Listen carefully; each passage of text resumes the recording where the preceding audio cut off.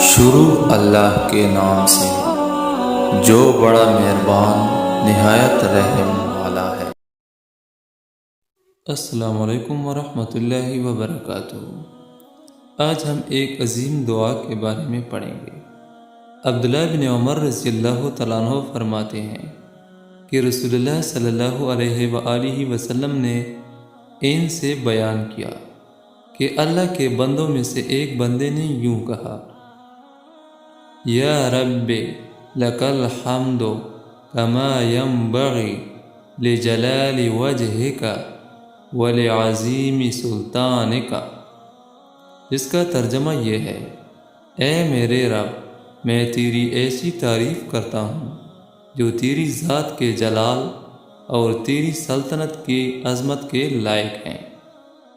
تو یہ کلمہ ان دونوں فرشتوں یعنی کرامن کاتبین پر مشکل ہوا اور وہ نہیں سمجھ سکے کہ اس کلمے کو کس طرح لکھیں۔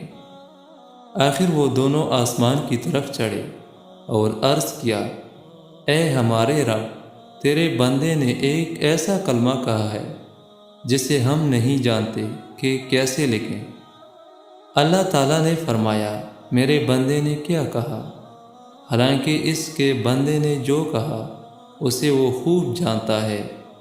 ان فرشتوں نے عرض کیا: تیرے بندے نے یہ کلمہ کہا ہے۔